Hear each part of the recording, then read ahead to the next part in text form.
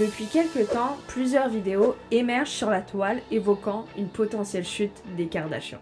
Désinvitation du Met Gala, serait-ce la fin de la grande ère des Kardashians et pourquoi? Eh bien pour plusieurs raisons que nous allons analyser ensemble maintenant. C'est parti. Et effectivement, il semble que l'ère Kardashian soit terminée. Il y a quelques années encore, les Kardashians influençaient le monde, que ce soit en termes de mode, d'objectifs corporels ou dans le secteur de la beauté. On les voyait partout. Mais comme vous le savez bien, toutes les modes ont une fin. Vous n'avez pas pu échapper à la tendance récente des réseaux sociaux qui s'intéressent dorénavant au all money ou au quiet luxury. Cette nouvelle mode s'associe aussi à une nouvelle mode entre guillemets de corps de femmes qui maintenant ne doivent plus être pulpeuses et avoir des formes comme l'étaient les Kardashians, mais être longilines, voire avoir une taille mannequin, un peu comme Sofia Richie. Dès lors, il est en effet judicieux de penser que les Kardashians soient en déclin, malgré leur tentative de changer de style pour s'aligner au marché. Il semblerait que Kim et Khloé aient fait réduire leur implant pour avoir beaucoup moins de forme qu'avant. Et on peut dire que ça ne marche pas tant que ça, sauf peut-être pour les seuls Jenner, les demi-sœurs des Kardashians. Kylie et Kendall. Si Kendall a toujours eu un sobre beaucoup plus sobre et s'est toujours démarqué de ses sœurs, pour Kylie Jenner ça n'a pas du tout été le cas. Elle a pris le même chemin au niveau du corps, mais pourtant il semble qu'elle soit toujours aussi admirée et adorée par sa communauté. Du coup on est en mesure de se demander si Kylie Jenner est vraiment la sœur indétrônable du clan Kardashian et si elle sera suivie, peu importe ce qu'elle fait, par sa communauté. I'm gonna do a classic Kylie glam today. I've changed my look a lot. Pour bien comprendre le personnage de Kylie Jenner, il est intéressant de s'intéresser à son parcours. Elle est née dans la télé-réalité. Depuis l'âge de 12 ans, elle se fait filmer dans l'émission L'incroyable famille Kardashian. Look at them. They're insane. Oh God! Mais c'est en 2014 qu'elle se fait connaître d'elle-même grâce au réseau social Snapchat qu'elle utilise de manière constante, où elle se montre sans filtre, ou presque, et commence à créer ainsi sa propre communauté qui est différente de celle des Kardashians. Dès ses débuts, son influence est incontestable. Elle écrit, après une nouvelle version du réseau social Snapchat, « Est-ce que quelqu'un d'autre n'ouvre plus Snapchat ou c'est juste moi? C'est tellement triste. » Ce simple tweet a fait perdre plus de 1,3 milliard de dollars à Snapchat. Son action en bourse a chuté, ce qui est assez incroyable pour un seul tweet. Mais même si elle a été énormément active sur Snapchat, il est fort probable que vous l'ayez connue sur Instagram, comme la majorité des personnes grâce à ses jolies photos. Et dès lors, on note une réelle différence entre son utilisation de Snapchat et celle d'Instagram. Snapchat, c'était vraiment la Kylie Jenner teenager, qui montrait tout sans filtre et qui contrôlait très peu, entre guillemets, son image. Sur Instagram, c'est totalement différent. Elle se met à soigner ses photographies, ses poses, elle montre sa vie, mais garde tout de même son intimité. En résumé, Kylie Jenner, elle passe de adolescente à femme à travers Snapchat et Instagram. Elle a toujours voulu garder cette intimité sur ce réseau social, même si elle montrait quasiment tout sur Snap, sur Instagram c'est pas du tout pareil. Elle a par exemple caché toute sa grossesse et a décidé de dévoiler qu'elle était bien enceinte lorsque son enfant est né.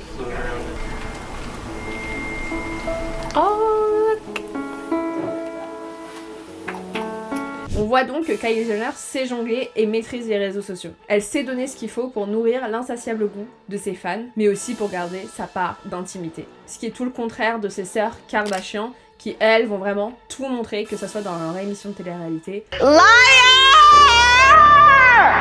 No, but don't say! Ou même sur leurs réseaux sociaux. On peut voir parfaitement sur son compte Instagram qu'elle sait très bien jongler, car à côté on a des photographies de ses produits comme Kylie Cosmetics, Kylie Baby, ou des photographies beaucoup plus intimes où on la voit avec son enfant. Néanmoins, ce qui plaît le plus, c'est bien ces images d'intimité. Kylie Jenner n'a pas du tout la même stratégie que ses sœurs, qui elles montrent tout, que ce soit leur rupture ou leur mariage. Don't scare me, please. What's going on? Like, I can't. Kylie, elle fait tout pour préserver son intimité. Et même quand elle se retrouve au cœur d'un scandale, quand par exemple sa meilleure amie Jordi est accusée d'avoir embrassé Tristan Thompson, qui n'est autre que le compagnon de sa sœur Khloé Kardashian, Kylie ne dit pas un mot en public et refuse de jouer avec sa vie privée. So I'm the one that told Khloé. I didn't want to hurt her feelings, but I felt like she should hear from one of us. Du coup, ses meilleures publications sont celles où elle partage quelque chose de personnel, comme la révélation de sa grossesse, l'annonce du nom de son bébé en février 2018 et son message d'anniversaire à l'occasion de l'anniversaire de sa fille Stormi. Mais maîtriser les réseaux sociaux ne suffit pas pour vendre un produit et créer un business et être qualifié d'indétrônable. C'est vraiment lors de la création de ces marques qu'on a pu voir toute la puissance marketing de Kylie Jenner. This is the lobby of my office. Kylie Jenner est la fondatrice de 3 marques qui portent tout son nom. Kylie Cosmetics, Kylie Baby, Kylie Swim. C'est avec sa première marque, Kylie Cosmetics, que l'on verra toute sa puissance marketing. La première chose intéressante, c'est qu'elle a su utiliser le storytelling pour vendre plus facilement et rapidement. Le storytelling, c'est le fait de raconter des histoires et de faire vivre des émotions aux personnes qui l'écoutent. C'est un principe marketing puissant pour vendre n'importe quel produit. En résumé, au lieu de dire voici un appareil photo qui fait 36 Go de mémoire, on dira immortalisez vos moments les plus précieux. Et Kylie a exactement fait ça pour sa marque Kylie Cosmetics. Elle raconte l'histoire où lorsqu'elle était petite, elle était hyper moquée par ses lèvres qui étaient jugées trop fines par ses amoureux. Du coup, ça lui a créé un complexe et depuis l'enfance, elle s'est amusée à faire grossir ses lèvres. I had an insecurity with my lips. I would go to makeup stores at the mall and just find like lip liner that matched my lips. Du coup, derrière cette histoire, elle nous raconte que ça l'a décomplexée et que du coup, sa marque, Kylie Cosmetics, qui a par ailleurs vendu en premier des rouges à lèvres, permettra à toutes les femmes de s'assumer telles qu'elles sont. Alors que cette histoire soit vraie ou fausse, peu importe, car les gens qui adorent Kylie Jenner vont acheter ses produits juste parce que c'est Kylie Jenner.